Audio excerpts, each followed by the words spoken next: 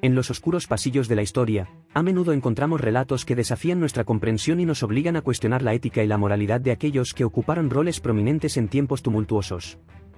Uno de esos relatos gira en torno a Rudolf Diels, el hombre que estuvo al frente de la Gestapo en los albores del régimen nazi en Alemania. Pero la historia de Diels no se limita únicamente a su papel en el aparato represivo del Tercer Reich. Su vida se entrelazó de una manera sorprendente con la alta sociedad alemana y una de las familias más prominentes del país. ¿Quién podría imaginar que el hombre responsable de la represión y persecución durante el régimen nazi encontraría un refugio inesperado en el corazón de una familia aristocrática? ¿Quién fue Rudolf Diels? Rudolf Diels fue un destacado oficial de la Gestapo durante el régimen nazi en Alemania. Nacido en 1900, Diels desempeñó un papel fundamental en el establecimiento y consolidación de la policía secreta del Estado bajo el liderazgo de Hermann Göring. Como jefe de la Gestapo desde 1933 hasta 1934, Diels supervisó numerosas detenciones y arrestos de opositores políticos al régimen nazi. Sin embargo, su actitud más moderada y su negativa a seguir órdenes brutales lo llevaron a enfrentarse con otros líderes nazis, como Heinrich Himmler. A pesar de ser removido de su cargo en 1934, Diels continuó sirviendo en varios roles gubernamentales durante la Segunda Guerra Mundial. Diels se destacó por su papel ambiguo, protegiendo a personas como el conde Ronald von Faber-Castell, propietario de Faber-Castell, durante los juicios de Nuremberg. Después de la guerra, su testimonio en los juicios de Nuremberg fue crucial para arrojar luz sobre los crímenes del régimen nazi. Aunque su reputación fue manchada por su asociación con el régimen, su papel como testigo en los juicios contribuyó a la búsqueda de justicia y rendición de cuentas por los crímenes nazis. Romance con la esposa del dueño de los lapiceros. En las bulliciosas calles de Berlín, un encuentro casual marcó el destino de Katharina Sprecher von Berneck. De linaje distinguido, proveniente de una de las familias más venerables de la región de los Grisens, Katharina, con su pasión por el piano, se encontraba en la capital alemana persiguiendo su sueño de convertirse en concertista. Hospedada en el suntuoso palacio de Friedrich Christian zu Schaumburg-Lippe, cuyo prestigio se veía eclipsado por su lealtad al régimen nazi, Katharina se veía rodeada de una constante corriente de visitantes, pero solo dos captaron su atención de manera excepcional. Uno era el conde Ronald von Faber-Castell, renombrado propietario de los icónicos lapiceros, cuya presencia en su vida pronto se convertiría en algo más que un mero encuentro casual. El otro, Rudolf Diels, en aquel entonces un destacado líder de la Gestapo, desencadenaría un escándalo que resonaría en los anales de la historia.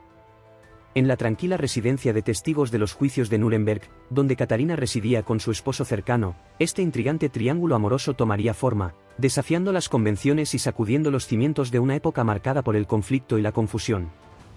Entre las figuras destacadas que cubrieron estos eventos se encuentran nombres como Erich Kästner, Erika Mann, Jon Dos Passos, Martha Gellhorn, Augusto Roa Bastos, Victoria Ocampo y Xiao Qian, quienes arrojaron luz sobre los procesos judiciales y los actores secundarios que influyeron en el devenir de aquellos tiempos turbulentos.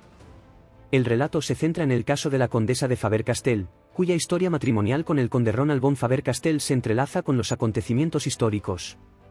Después de que la familia fuera desposeída de su castillo en 1940 por la Wehrmacht, se vieron obligados a residir en el pabellón de caza de Dürrenbach, cerca de Nuremberg, mientras el mundo a su alrededor se tambaleaba bajo la sombra del Partido Nacionalsocialista Obrero Alemán y los juicios que sacudirían las bases de la justicia internacional.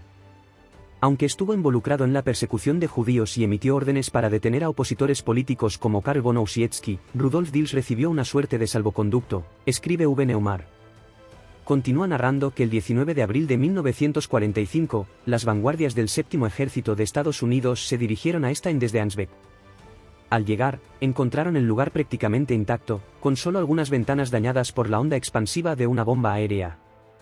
Este estado llevó a convertirlo, un año más tarde, en la residencia de periodistas y en el alojamiento para testigos y acusados de los juicios de Nuremberg. Fue en este contexto donde Rudolf Diels volvió a escena, aunque esta vez como testigo más que como acusado. Neumar señala que, debido a su conocimiento sobre los primeros años del Tercer Reich, Diels fue considerado un testigo esencial.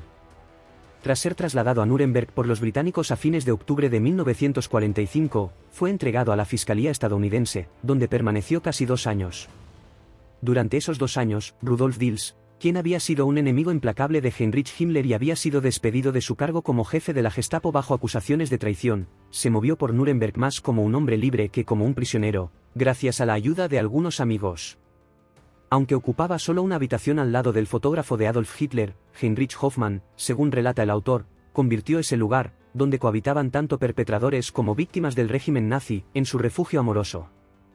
La condesa, segunda esposa de Faber-Castell tras la separación de su esposo de una mujer judía exiliada, encontró en Dils una pasión constante.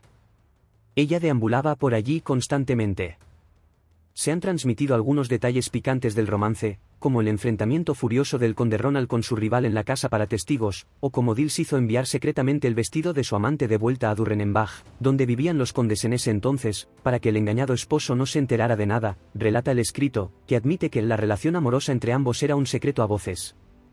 La reputación de Casanova precedía a Dils, y la familia condal lo despreciaba abiertamente.